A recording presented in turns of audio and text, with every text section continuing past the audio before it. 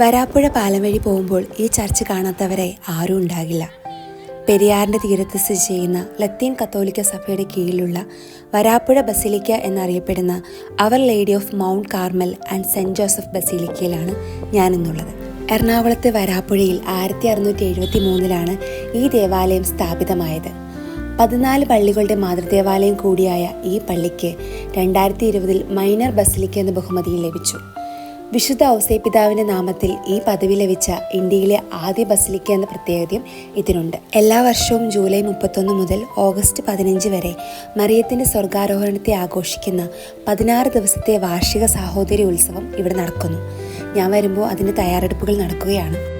വിശ്വാസത്തിനൊപ്പം പ്രകൃതി സൗന്ദര്യവും അനുഭവിക്കാനാവുന്ന വരാപ്പുഴ ബസിലിക്കയുടെ മുന്നിൽ ഈ പെരിയാറിൻ്റെ തീരത്ത് സമയം ചിലവാക്കുമ്പോൾ അത് മനസ്സിന് കൂടുതൽ സന്തോഷം തരുന്ന ഒരു അനുഭവമായി മാറി.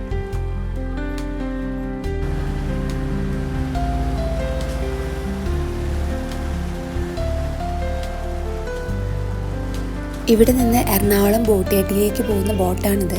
അതുപോലെ തന്നെ ചേരാനല്ലൊരു ഫെറിയിലേക്ക് ക്രോസ് ചെയ്യാനുള്ള സംവിധാനം എവറി 15 to 20 മിനിറ്റ്സിൽ അവൈലബിൾ ആണ്.